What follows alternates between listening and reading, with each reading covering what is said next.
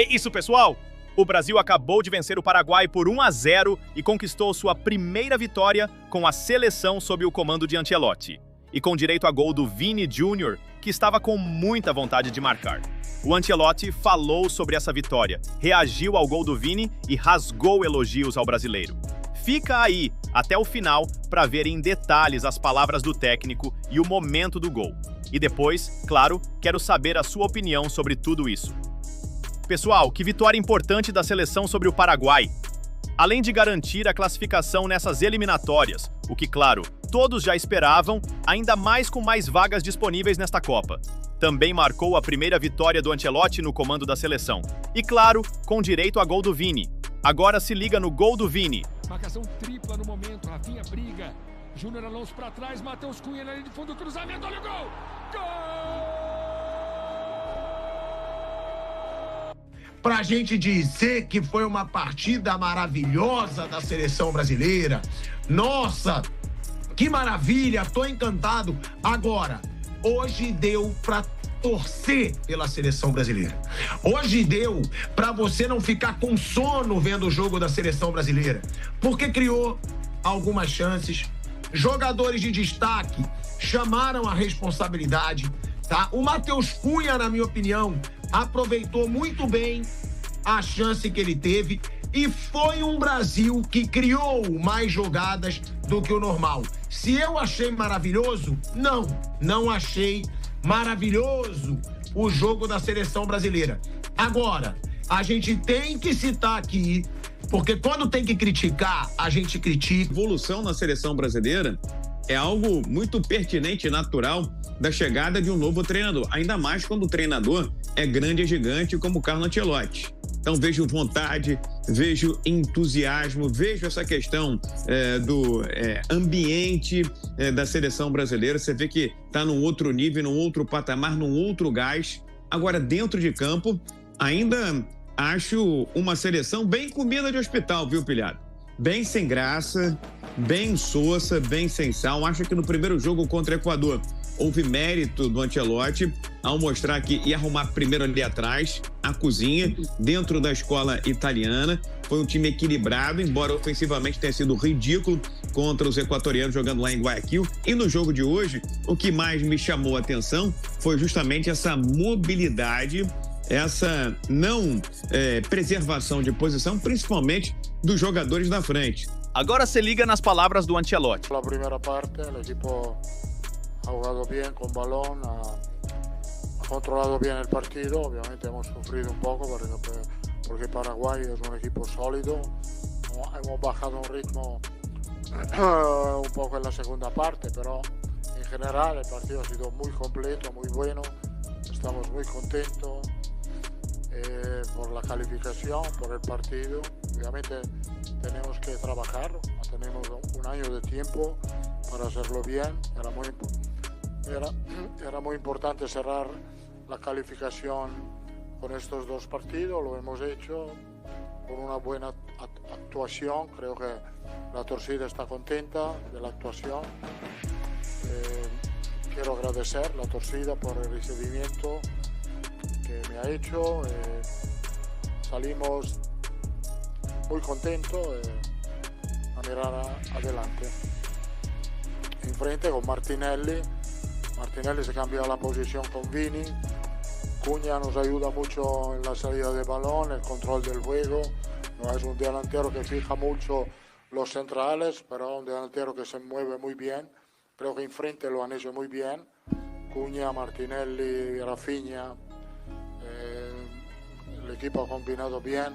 En banda derecha, Wanderson ha empujado mucho. Hemos tenido oportunidades. Hemos jugado bien. Por esto estoy contento.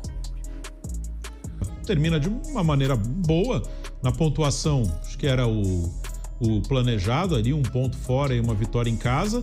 E no futebol hoje foi um jogo diferente do outro. Hoje um jogo dentro de casa, numa outra circunstância. O Paraguai veio para se defender e o Brasil conseguiu criar oportunidades, arrumar espaços, mesmo dentro de uma defesa fechada de um time que tecnicamente é longe de ser uma grande equipe do Paraguai, mas não perdia 9 jogos, vive um bom momento na eliminatória do Paraguai, está praticamente classificado para a Copa também. Mas eu gostei da seleção, acho que fez um bom jogo. O Ancelotti, a gente começa a ver um pouquinho do que ele quer para o time e achei bem interessante como ele armou o ataque da seleção. Hoje ele começou com um atacante a mais, tirou o Gerson, começou com o Martinelli e o único mais fixo no ataque foi o Martinelli. Martinelli jogou bem aberto na esquerda e fez um bom jogo ali, ele tinha a função de alargar o campo, de ser o jogador do drible, do mano a mano, e ele fez um jogo bom, jogando bem aberto pelo lado esquerdo. E do outro lado, quem jogou bem aberto foi o lateral, foi o Wanderson. Quando o time atacava, dava pra dizer que era o Wanderson de um lado e o Martinelli do outro, os caras que davam largura ali, que abriam o campo. E os outros circulando, o Rafinha até tinha um posicionamento mais na direita, mas ele não era o ponta-direita. Quem era o ponta-direita quando atacava era o Wanderson. O Rafinha circulando por dentro com o Matheus Cunha e com o Vinícius. O Vinícius já no Real Madrid com o Ancelotti, há algumas temporadas, ele deixou de ser aquele ponta-esquerda bem aberto, função que hoje foi do Martinelli. Ele é um atacante. Principalmente depois que o Benzema saiu, o Ancelotti passou a usar o Vinícius como um atacante, formando dupla no primeiro ano sem o Benzema com o Rodrigo e o Bellingham vindo de trás, às vezes o Bellingham entrando na área, até mais como centroavante do que o próprio Vinícius ou o Rodrigo. Nessa segunda temporada mudou um pouquinho com a chegada do Mbappé, mas muitas vezes o Vinícius fazendo dupla com o Mbappé. Mbappé mais para a direita, o Vinícius mais para a esquerda. Então, há um bom tempo no Real Madrid ele já não era um ponta.